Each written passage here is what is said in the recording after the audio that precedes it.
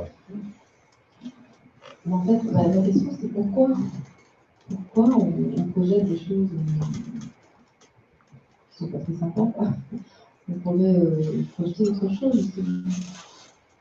C'est-à-dire que le système de la projection, c'est quelque chose qui se fait automatiquement quand on refuse quelque chose. Quand je refuse une expérience, ça va créer automatiquement de la projection quelque part. Mais pourquoi on refuse cette expérience? Parce qu'on croit à des croyances, à notre sujet. Nous, on pourrait croire des croyances plus sympas. On pourrait, effectivement. Bon, c'est le but, d'ailleurs. La plupart du temps, on croit des trucs qui sont pas très sympas. Non. Donc voilà, pourquoi on ne prendrait pas des trucs plus sympas? Mais c'est l'invitation. Si tu vois de toute façon l'essence de tous les chemins spirituels, de tous les enseignants spirituels, l'essence, hein, les façons sont différentes. Mais c'est toujours pour arriver en face de la peur et dire c'est pas vrai. Est-ce qu'il faut passer par là pour justement... Ah, si tu crois à des choses vis-à-vis de toi, il va falloir passer par là, puisque c'est dans ton esprit. Si c'est dans ton esprit, c'est dans ton esprit pour une expérience. Même si la croyance est fausse, il va falloir que tu la vives. On se donne les moyens de vivre les choses qui sont apparemment très noires, quoi, très obscures, très difficiles à vivre, par un angle ou un autre. Mais le seul angle derrière tout ce qu'on fait là, c'est pas vrai. C'est pas vrai. C'est entre toi et toi. C'est entre ta conviction que c'est vrai et ton accueil de la nouvelle conviction, que je t'espère conviction plutôt que confiance au début, foi et après conviction, c'est pas vrai. Les croyances auxquelles je crois, je n'y crois pas. Moi, ça fait des espèces de nœuds mentaux, mais avec ces paradoxes-là, la tête explose. Et c'est ce qu'on veut. On veut littéralement faire exploser la tête. Parce qu'elle a des croyances qui sont pas du tout justifiées. On s'aperçoit qu'on se juge pour un truc, et quand on regarde le truc, on dit, mais je délire, pourquoi je me juge? Pourquoi je me juge? Et le jugement, c'est la pierre angulaire de toute cette expérience. Le jugement rend quelque chose réel, et après le juge comme bien ou pas bien. C'est ça qu'on est en train de défaire. C'est ça qui se passe dans tous les chemins spirituels dignes de ce nom, quoi. On va voir les jugements qui créent de la peur, on goûte le truc parce que ça vient de nous, et on dit c'est pas vrai. Et tu m'étonnes, il y a plein de croyances que nous entretenons, qui sont d'abord ne sont pas vraies. En fait, je peux aller même plus loin que ça. Dès que c'est une croyance, c'est pas vrai. L'esprit, à travers les enseignements de l'esprit, le livre dont je parle, et qui est là d'ailleurs. Il est là. Il n'y en aura peut-être pas assez, mais il est disponible sur lulu.com. J'en ramènerai demain, j'ai un autre carton demain. C'est toute une série de messages. Et l'un des messages, on l'a appelé, il s'appelle « Pas vrai, juste une croyance ». Et on parlait d'un truc, ouais, la culpabilité, le truc et tout. Tu dis, écoute, il nous a dit, regarde, c'est un message tout court, il nous a dit, tu regardes l'expérience que c'est, parce qu'une croyance, c'est pas anodin. Quand je crois à quelque chose, il y a toute une scène qui arrive avec. C'est ça qui est magnifique, en fait. Quand on reprend son pouvoir, le pouvoir de l'esprit de créer des expériences, ce qui est magnifique, c'est qu'on voit comment ça se passe. Je crois à quelque chose, et voilà, ça a mis des choses en place, ça a amené des gens dans ma vie qui doivent vivre le même truc. Enfin, c'est majestueux, quoi. Et quand tu vois le truc en place, tu te dis, ça, c'était juste une croyance qui a fait tout ça.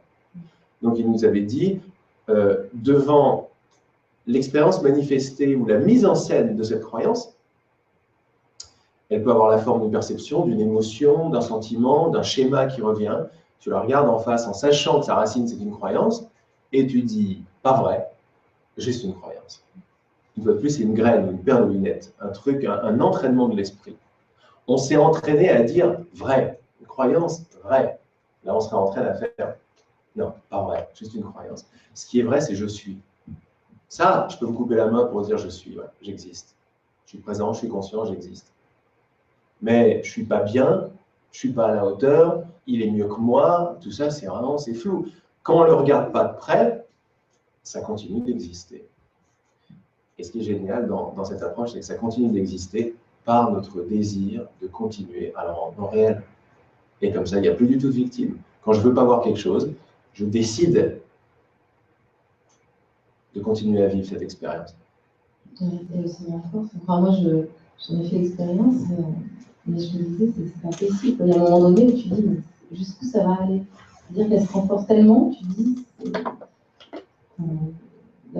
parlais tout à l'heure, d'un sentiment d'injustice. Et moi, je sais qu'à un moment donné, j'ai essayé d'inverser pour les choses, de dire, non, c'est moi qui me trompe, j'ai essayé d'avoir une attitude différente. Et en fait, plus j'étais sympa, plus ça me tombait dessus, c'était le gros matraquage, quoi. À tel point, je me suis dit, mais c'est pas vrai, je vais laisser ma peau. Et c'est vrai, je me dis, mais pourquoi ça va si loin et jusqu'où ça va aller, quoi. Tout le temps que j'ai des forces, je vais assumer ça, puis à un moment donné, je vais exploser, et c'est pas possible. Et c'est vrai que cette croyance, en fait, elle est tellement puissante qu'elle est subtile aussi, parce qu'elle prend des chemins qui voilà. Et quelle que soit l'attitude qu'on ait, en fait, tant qu'on pense que c'est réel, voilà. C'est ça l'histoire. Voilà, c'est impossible. Le premier jugement, c'est réel. Et lui, il solidifie. Une fois que j'ai rendu celui-là réel, il y a tous les biens, pas biens qui peuvent arriver. Mais le premier, c'est réel. Et c'est pour ça que le seul chemin, quoi, c'est pas vrai. Écoute, Betty, tout ce qu'elle a fait, c'est pas vrai. Ou Ramana Maharshi, c'est pas vrai. Qui doute? Oui, mais en même temps, il faut le sentir, quoi. C'est juste dire c'est pas vrai, ah oui, c'est sûr. Je ne crois pas. Non, mais si tu commences à dire c'est pas vrai, je ne crois pas, même en jouant avec la lumière que tu as déjà et le chemin que tu as déjà fait, ça ne va pas passer dans les oreilles d'un sourd. Au contraire, ça va amener des résistances. Et dès qu'il y a des résistances, chouette, c'est-à-dire que ça marche. Chouette, pourquoi? La seule résistance, c'est arrêter de rendre ce qui est faux réel. C'est ça la résistance. La résistance, c'est l'habitude que j'ai à dire non, c'est vrai, c'est réel, c'est réel, c'est réel, c'est réel, c'est réel, c'est réel. Et puis je suis pas bien, c'est pas de ma faute. Enfin, c'est pas de ma faute, je suis pas bien. Mais avant, c'est pas de ma faute, il y a je suis pas à la hauteur, je suis coupable. C'est réel, c'est réel, c'est réel, c'est réel. En fait, ce qui est pas mal à voir, c'est que parce que là, on en a vraiment parlé. Je crois que j'ai fait une vidéo qui s'appelle Le nuage noir, mais j'en ai fait une il n'y a pas longtemps avec Sophia qui s'appelle, je ne sais plus quelle émotion c'était, le doute ou la peine ou le je ne sais pas quoi, était là avant l'expérience. Quand tu arrives à voir que c'est comme ici, on est vraiment victime d'un jeu d'expérience auquel on ne peut strictement rien faire. On se retrouve devant des gens, il y a une émotion qui arrive, etc. Et on s'ouvre à la possibilité de voir comment ça marche. Quand cette croyance est là, est présente dans les profondeurs de mon esprit, c'est elle qui va carrément diriger, jusqu'à ce que je la regarde et que je la vide de son sens, c'est elle qui va diriger mes réactions, mes pensées, mes perceptions, même mes situations. Elle est très profonde, cette croyance. Un scénario malgré nous, en fait. Oui, exactement. On envoie l'impulse, et puis après, ça se met en place.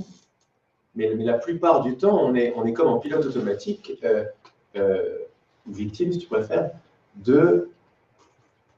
Quand on descend en profondeur dans l'esprit, la croyance de base qui est fausse, c'est la séparation.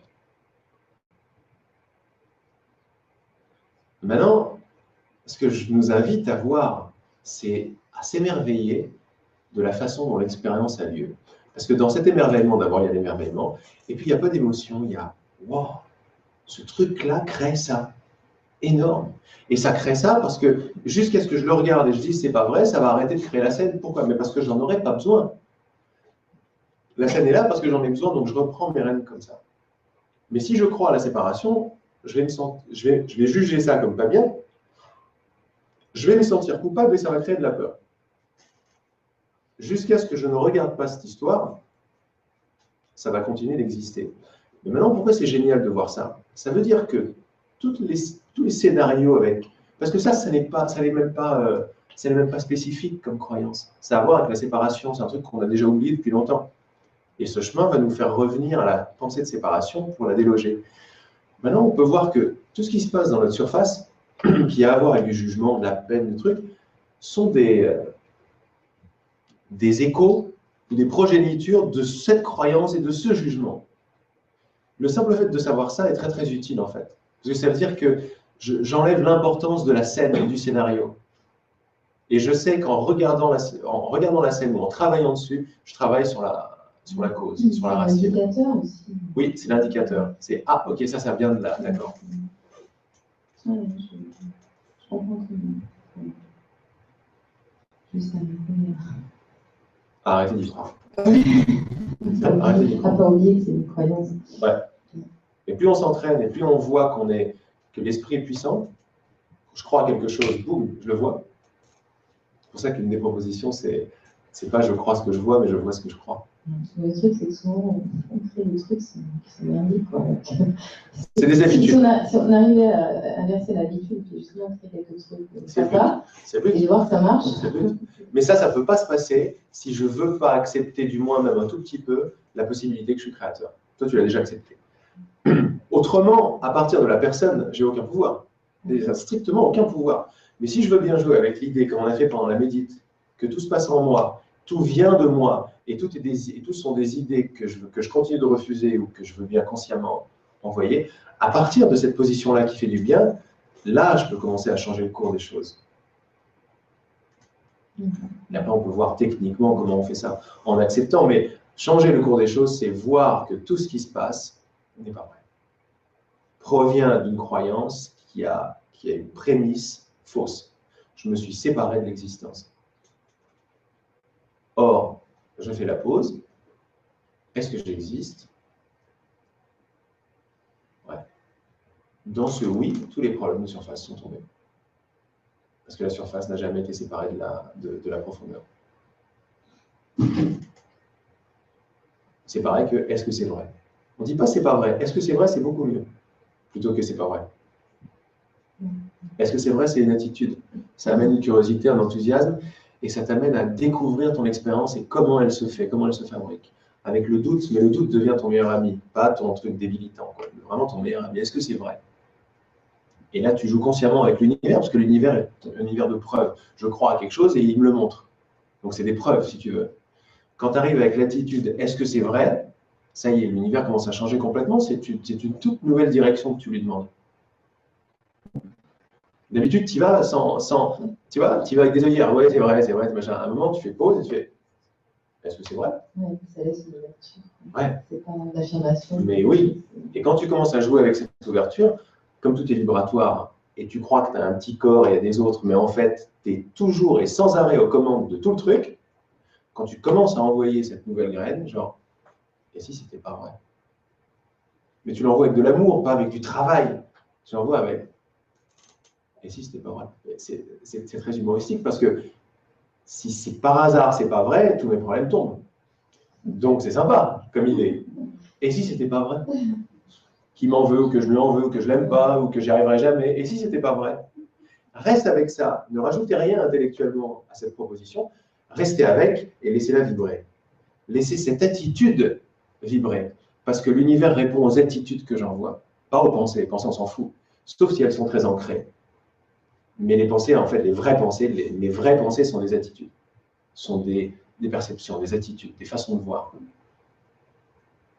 Crée l'attitude qui va complètement changer l'univers. Tu lui envoies des codes. Le code jusqu'à présent, c'est vrai, c'est vrai. Donc, qu'est-ce que ça veut dire? C'est-à-dire, je suis créateur, mais ça ne vient pas de moi, c'est pas de ma faute, pas de ma faute. Donc, voilà ce qui va arriver tout le temps. Et je vais jouer des scénarios qui vont être des mises en scène de cette demande-là. Et dès que tu commences à tourner, tu fais, c'est peut-être pas vrai. C'est peut-être pas vrai que je suis une personne séparée. C'est peut-être pas vrai que je l'aime pas. Ça vient d'où ça? C'est peut-être pas vrai que je choisis dans l'instant mes pensées. Et parce que j'ai dit c'est peut-être pas vrai, que je m'aperçois que je ne choisis pas mes pensées. Donc c'est pour ça que je dis n'essayez pas de comprendre ce que je raconte. Jouez avec l'idée et laissez l'univers vous amener la réponse. Parce que la plupart des gens qui ne sont pas sur ce chemin, qui ne sont pas sur un chemin de conscience, ils n'ont pas remis en doute leurs pensées. Et pour eux, c'est une idée très très bizarre de leur dire c'est pas toi qui penses, la pensée jaillit. Hein? Mais c'est même pas disponible quand tu leur dis, ça va même pas c'est même pas intéressant pour eux. Mais si tu vois de l'intérêt, et ils s'ouvrent vraiment à dire, écoute, je ne sais pas, mais ça m'intéresse. Et si c'était pas moi qui pensais? Et parce que cette attitude, je l'envoie, je vais commencer à avoir les preuves qui arrivent. Je vais commencer à découvrir, si tu veux, c'est comme un scientifique. Mais un scientifique qui sait ce qu'il va découvrir est un scientifique qui se limite. Un scientifique qui reste l'esprit ouvert, je ne sais pas ce que je vais découvrir, mais ça sent bon. Je me sens très, très, très inspiré à aller dans ce chemin. Je ne sais pas ce que je vais découvrir, mais je suis content. Qu'est-ce que j'en vois? De la découverte, du sans limite, de la non-volonté de savoir et de l'enthousiasme. Et c'est comme ça que les créations arrivent, quoi. Les artistes travaillent comme ça. Les compositeurs, les musiciens, les acteurs. Et nous, ce chemin, je l'adore parce que on devient ce qu'on est, des artistes. Et notre tableau, c'est toute notre perception. Et on reprend les clés vibratoires. C'est pas évident, finalement, au départ, de se dire, de passer de la petite victime, c'est pas de ma faute, à oh, mais cette expérience, petite victime, je suis dans un corps, c'est pas de ma faute, n'est pas anodine. Elle est le résultat d'une demande. Et cette demande, elle ne vient pas de mon voisin, elle vient de moi. Tu vois, et petit à petit, ces propositions, quand on veut les penser, on rentre dans le monde des contradictions. Ça ne veut pas dire ça, je ne comprends pas, machin. L'invitation, c'est pas ça. L'invitation, c'est de jouer avec ces possibilités et de les laisser se faire chair selon votre bonne volonté, votre foi. De leur ouvrir les bras. Pourquoi? Parce que je me sens beaucoup mieux en tant que créateur de l'univers qu'en tant que petite chose qui essaye. Et petit à petit, ça se fait. Comprendre comment l'univers marche. Je demande, et j'ai toujours. Demande et il te sera donné. Ça nous a été dit il y a longtemps, cette histoire. Ça n'avait rien de spirituel. Ça n'avait rien de religieux, en tout cas. Demande et il te sera donné. Donc moi, je vous invite à voir que tout ce que vous avez, vous l'avez demandé. Jouez avec cette possibilité. N'essayez pas de la comprendre. Oui, accepter déjà l'hypothèse. Accepte l'hypothèse et marche dans la rue avec cette hypothèse vivante. Et si tout ce que je vois était le résultat de mes demandes? Bon, ben je marche, je vais au supermarché. Mais je n'irai plus au supermarché de la même façon maintenant. Et je m'aperçois que ce que je demande, c'est à voir les choses d'une certaine façon. Et je vais voir que toute mon expérience est faite de visuel, de vision. De visuel, pas avec les yeux, ce n'est pas les yeux du corps qui voient, c'est la conscience qui voit. D'ailleurs, petit clin d'œil pour nos méditations, la méditation qu'on a faite tout à l'heure, quand on est dans cet état d'imaginaire où à la fin, par exemple, on rentre dans le corps et on voit le corps, vous pouvez le faire maintenant, vous voyez votre corps là-bas, vous voyez votre gorge à 1 mètre de vous, etc. Vous commencez à voir ces images. Et elles me font en général me sentir bien, parce qu'elles sont amusantes, elles sont sympas et je me sens plus large. Est-ce que vous vous êtes demandé avec quels yeux vous les regardez, ces images? Demandez-vous avec quels yeux. Imaginez une banane rouge. Mettez-la sur mon épaule. Elle est là? Avec quels yeux vous la voyez? Ça, c'est des petites questions qui sont des dynamites. Elles défont complètement la conviction que des yeux voient. Les yeux ne voient pas. Les oreilles n'entendent pas non plus. Ils sont là pour un but. Mais c'est toujours la conscience qui est maîtresse. Et qui voit. Et là, c'est l'esprit. Il n'y a même pas un voyeur et un truc qui est vu. En fait, la banane rouge apparaît dans votre esprit. Et la banane rouge, si vous pouvez la projeter à 10 mètres de vous, c'est que votre esprit s'arrête où? Il s'arrête là, ou il s'arrête là, ou il s'arrête là. Il s'arrête où? Votre esprit ne s'arrête pas. Tout est dans votre esprit. Mais on se donne l'expérience magnifique de croire que mon esprit s'arrête là, et que là, il y a des choses très solides qui ont une existence tout à fait indépendante de ma conscience. Et on a joué avec l'idée, c'est vrai ça? Est-ce que c'est vrai? Et si ce n'était pas vrai? C'était Merci.